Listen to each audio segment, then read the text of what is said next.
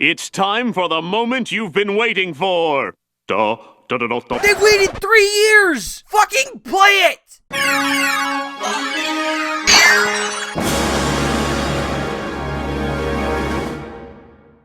One of the silliest picks on this list, by far. How would you guys react if I were to tell you, I like ball?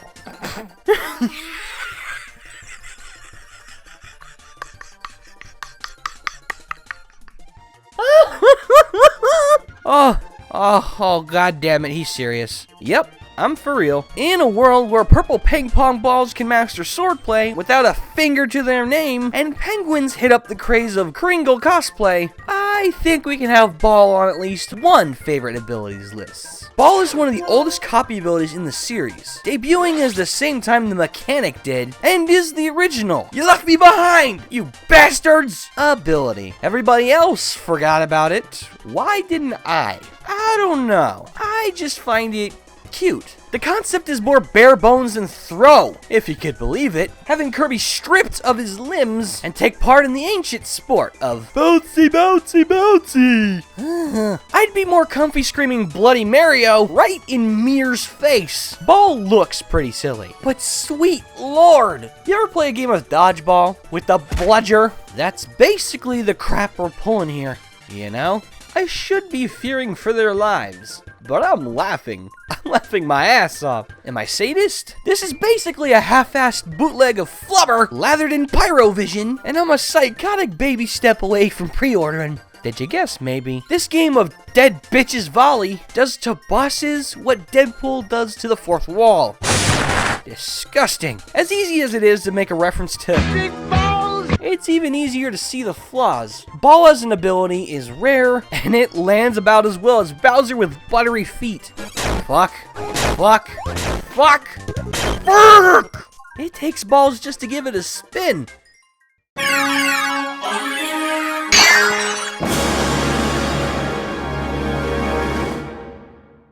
Okay. Raise your hand if you're expecting a rapping joke. Yeah, whether white or green, that's a no-no, guys. There's a lot of dangerous toys out there, huh? God help the universe if Kirby gets a hold of clackers. But until then, we can sleep safely, knowing the little guy kept it stylish. Yo-Yo is a solid ability with one of the coolest concepts to ever slide off Hal's think tank. You ever hear the story that yo-yos were originally made to be weapons? I doubt it's credible, but this sure isn't gonna boost sales. Similar to Ball, this power is straight up fun. Swish that cap all the way back and bust out your plastic disc of doom anytime you want to strut that 90s pride. Didn't have none of that swag shit back in the day, just fanny packs and Lion King. There are a good amount of tricks Yo-Yo Kirby can do. Break spin, hammer drop, and the almighty Geyser Spiral! All complete with good damage, good range, and transcendent hitboxes, baby! Don't plan on stopping me! Physical limits are for mortals! What kind of yo-yo is that? Ness's yo-yo, of course! The hat! The yo-yo! That witchcraft! It's a direct reference, alright? I'm sure the fans appreciated it, and I give it a score of PK fuck yeah! It was both too good to be true, and too good to last, as it's yet another one-shot wonder. But hey, it's still awesome in the one game it's in, and that's okay by me.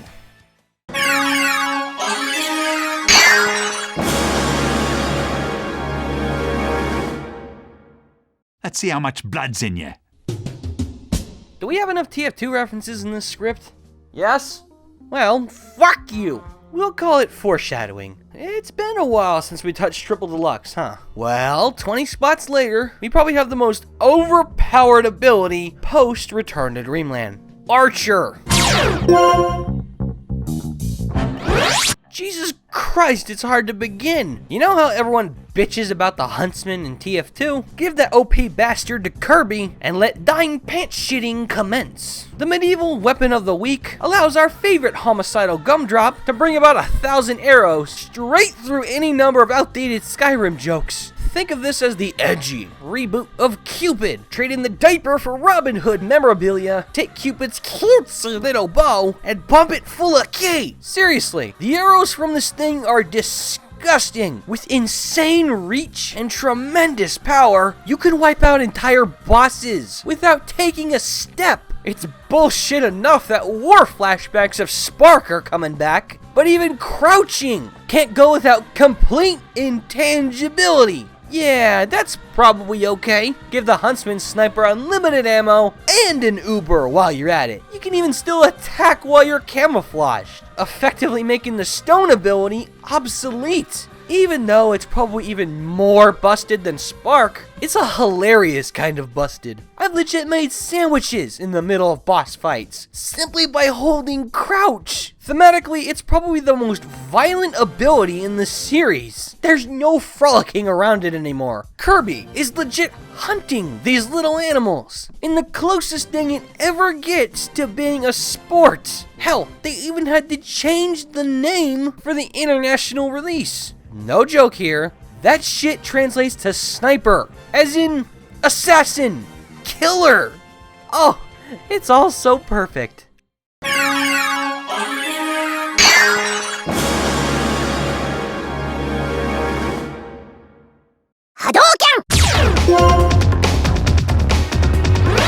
I'm not here to pick fights. I'm here to win them! There are some things you can never fuck up, and referencing Street Fighter is such a thing. Was awesome when Mega Man did it, was awesome when they did it again, and it's certainly awesome when the super tough Pink Puff does it. If you thought Sword jackhammered the references down a little too hard, Fighter's Showcase could sodomize a shuckle. They forked over the royalties. They drew up the punch effects. They weren't just gonna chop off half that ass. No. We got the whole thing! The last of Superstar's lineup. It's way too difficult to say Fighter isn't the best, so I'm not gonna. Hal transcribed Ryu's abilities over to Kirby's so well, the flavor text may as well say, I ate Ryu, bitch. Find a new main. There must be some pretty wicked steroids oozing out of that copyrighted headband. We've got Hadoukens, Shoryukens, and even Jesus Christ, that little bitch even ate Guile. And to show that love and care, go ahead and implement the light and heavy input system right from the source material. Oh, Daddy Sakurai, you never change. Fighter Kirby not only fights like Ryu, but somehow he feels cleaner. It's the most complex copy ability by far, yet it feels so comfortable.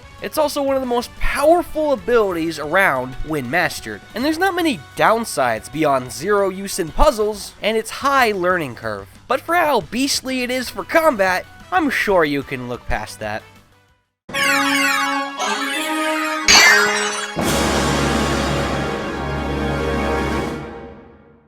True to my very bland starting username, I love animals. A lot. I'm a worshiper of all these, and love this and that. Play the game of stereotypes if you want. I'm cute and fluffy, who gives a shit? Yes, of course I had to backtrack to Squeak Squad for its flagship ability. Once you visit the pet store, you're not leaving without a new friend. Oh, what a little cutie! Oh god, please, Snuggle Fairy, turn it off! I'm not sure exactly what mammal this ability is based on, but I'm gonna guess a mix of hamster, cat, and a mole. It's the hamster genes that make it so cute! You can scratch the ever-loving shit out of enemies and bosses with your inner kitty cat, but its abilities are centered primarily around the mole genes. It's one big gimmick, and I can certainly dig it, using those unusually strong claws to rip straight through the dirt like bottles on a fuckload of caffeine, making it one of the few abilities that actually influences level design on a large scale. That's not something you see so often, and it helps to add extra charm. Ah, that itch was killing me. Although he probably can purr, it doesn't come with effect. It's a lot more scarce than you'd think, and while I do like its gimmick, it's still a gimmick. It's not very combat oriented, as it was obviously made with the puzzle element in mind. It's nothing to gasp at, but nothing to laugh at either. Well, I take that back. Its dash and lunge animation just cracks me up. Hasta la vista, kitty!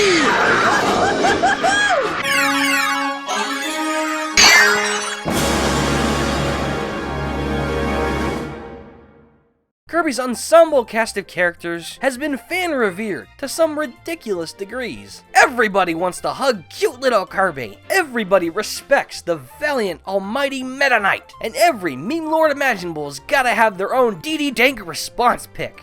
Yeah.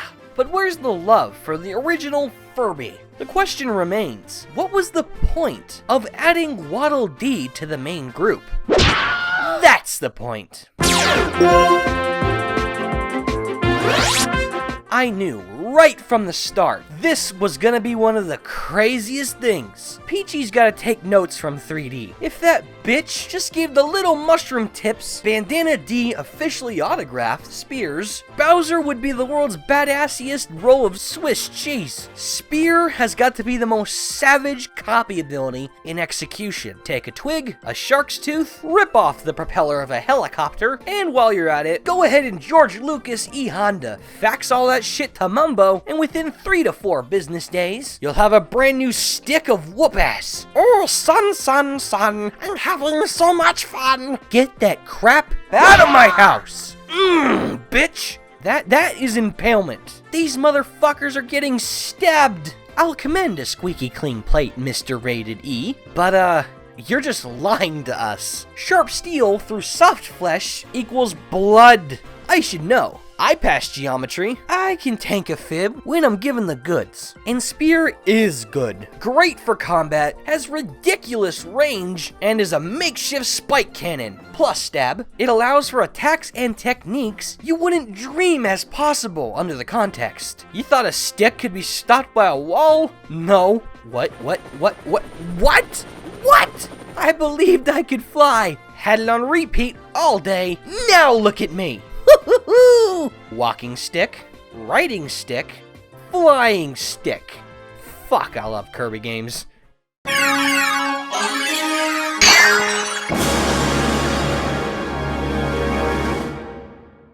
all gonna die!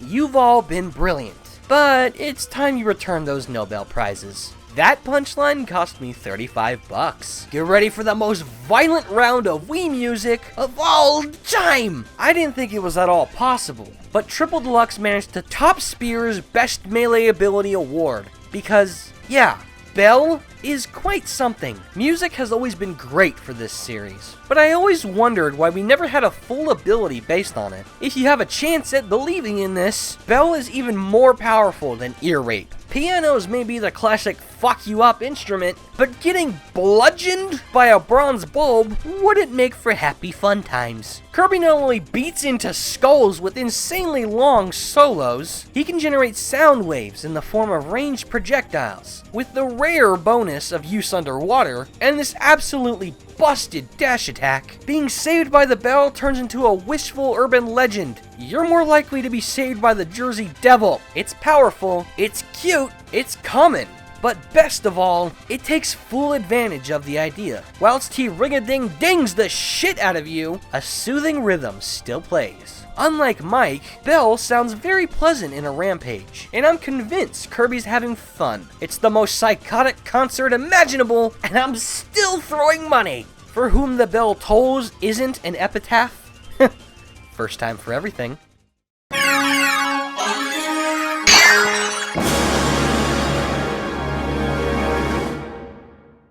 There's an old saying in human history. Long ago, it said to the world, "Don't fuck with nature." Author unknown. Why is he unknown? Because he stepped on a flower.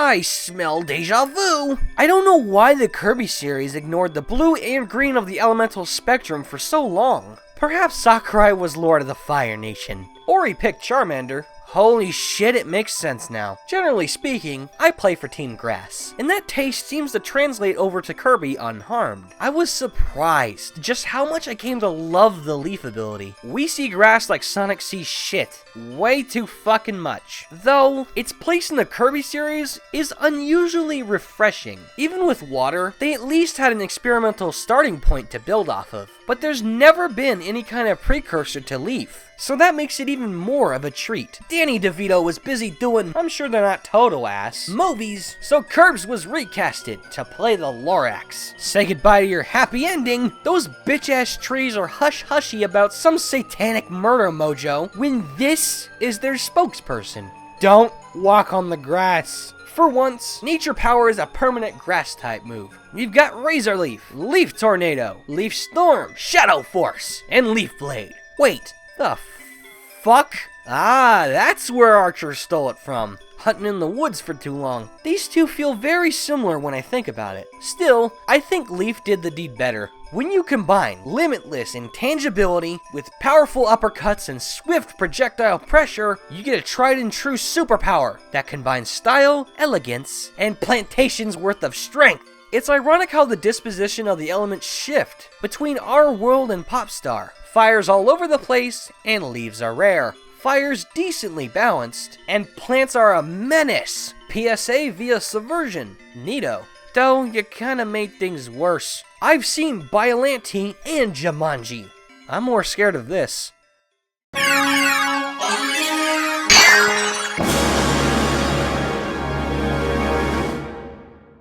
One aspect of the Kirby games that doesn't receive a lot of consideration are the mini-bosses. For how fun and memorable the designs of these fellas are, both the players and devs alike tend to never take anything from them beyond, "Hey, good to see you again, whoever you are." While Bonkers and Mr. Frosty are staple veterans, they'll never be able to say, "I inspired an entire copy ability." Bugsy has the right to be Smugsy, for his sexy exoskeleton paved the way for one of the most vicious abilities in Kirby history, Beetle.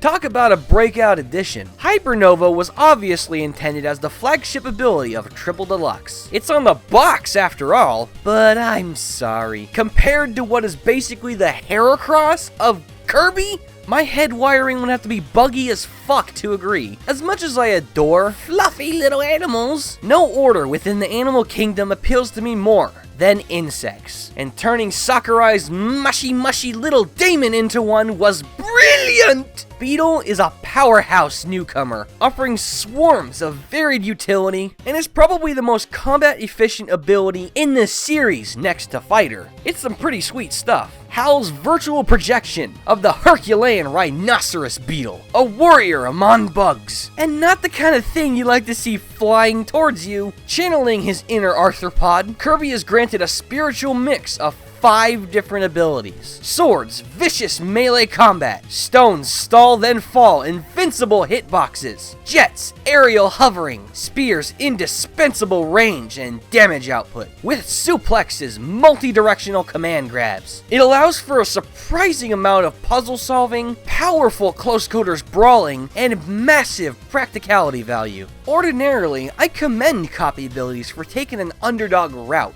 but Beetle is an example where giving us a little bit of everything that works is just as effective. It's a bit of a Kirby sampler in a way, without explicitly copy-pasting moves like Smash did. And it's so much fun. I've done full playthroughs of Beetle only. The friggin' thing is that awesome. My only real problem with Beetle is that losing it is agonizing. Not dissimilar to losing your last Hammer Brothers suit. And there could be a legit point of criticism in that it doesn't take full advantage of the concept.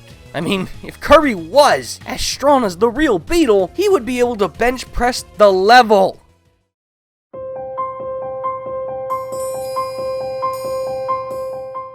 That moment when you want to give the perfect introduction, but it's just never original. I could break out into song. I could summon a thunderstorm. But let's just use our words. 29 ounces of cake. On top goes the icing.